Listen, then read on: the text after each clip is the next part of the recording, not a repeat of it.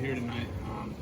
Little rain delay, a little weather, that's all right. But how good did it feel to get back in front of the home crowd and open up the basement? Well, it's nice to play at TD Ameritrade. I mean, Charles Schwab Field. It's nice to play at home, and the field's always in great shape. They do a great job here. When you schedule these games on March 4th, a couple years out, you're not quite sure you're going to get them in. I mean, we could have 3-4 inches of snow on the ground, or we could have weather like this tonight. So it's good. We're still not playing at the level we want to, but it's a small step in the right direction. We pitched better tonight.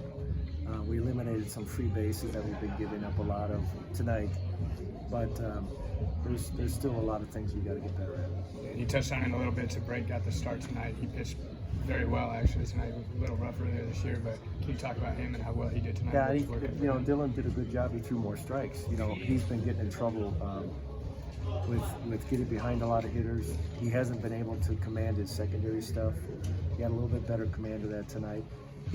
I'm sure he would agree that he can pitch much better than that, but it's better than his first 2 outings. And he has a tendency to be a little bit of a slow starter.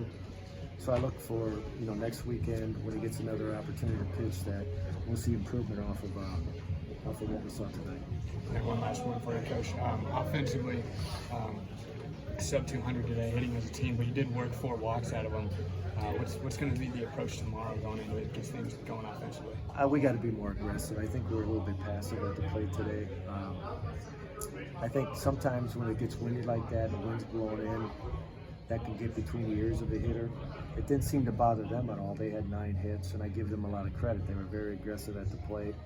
They put a lot of pressure on us, and they had a lot of traffic on the bases. They just didn't get the big hit, but we got to swing it a lot better. We should. We got some veteran hitters, and give them credit. Their pitcher did a good job of throwing his secondary stuff in hitters' counts, and you don't see that all the time with college pitchers. Perfect. Well, that's all I got for you, Coach. Thank you very much. Thank you. Time here tonight. You got the start, home opener.